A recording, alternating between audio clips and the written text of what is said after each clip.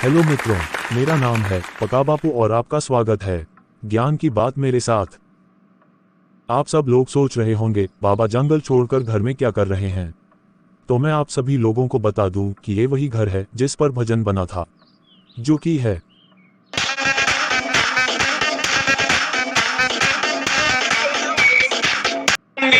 घर पे पिछले कमरे में घुस के कुछ तो करेंगे चुपके मिल जरा। जी हाँ दोस्तों, ये वही घर है जहाँ डेड मम्मी घर पर नहीं होते और बच्चे उटपटांग हरकतें करते रहते हैं। आज हम इसी घर पर गाए गए उस भजन के बारे में बात करेंगे, जिसका पहला चरण है डेड मम्मी है नहीं घर पे, पिछले कमरे में चल के कुछ तो करेंगे चुपके मिल जरा।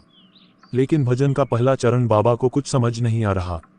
डेड मम्मी है नहीं घर पे, यहाँ तक ठीक है, लेकिन पिछले कमरे में चल के कुछ तो करेंगे चुपके। जब डैड मम्मी घर पर नहीं तो पिछले कमरे में जाने की जरूरत क्या है। जो भी करना है आप हॉल में कर सकते हैं। कुछ तो करेंगे चुपके, तो चुपके कुछ करने की जरूरत भी क्या है।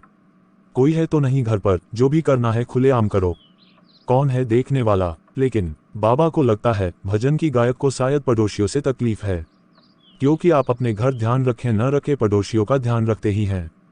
ठीक उसी तरह पड़ोसियों को भी अपने घर से ज्यादा आपके घर में रुचि होती है। तो शायद भजन की गायिका को कहीं पड़ोसियों को पता ना चल जाए, उस बात की टेंशन हो सकती है, इसलिए पिछले कमरे में जाने की बात कर रही है। गायिका के डेड मम्मी घर पर नहीं है, इसलिए किसी को बुला रही है। लेकिन प्रश्न यहाँ पे ये भी खड़ा होता है कि जिसे बुला रही है उसके तो डेड मम्मी घर पर हो सकते हैं, वो आने की अनुमति दे या ना दे। और अगर मान ले कि वो अपने डेड मम्मी से कोई बहाना करके आ भी गया, तो आप करोगे भी क्या, वही करोगे जिसे लेकर डेड मम्मी और पड़ोसी चिंता करते हैं। तो कहने का मतलब इतना ही है, बेटा क्यों खुद को दूसरों की चिंता का कारण बनाते हो। यदि समय मिला है तो उसका कुछ सही तरीके से इस्तेमाल करो, कुछ नई खोज करो, पढ़ाई पे ध्यान दो। आप लोगों को बाबा का प्रवचन सुनकर आनंद की अनुभूति हुई हो तो चैनल को लाइक और सब्सक्राइब करें। अगर और कोई भजन के बारे में बाबा का प्रवचन सुनने की इच्छा हो तो कमेंट में भजन लिखकर भेजेंगे, बाबा उस पर प्रवचन देंगे।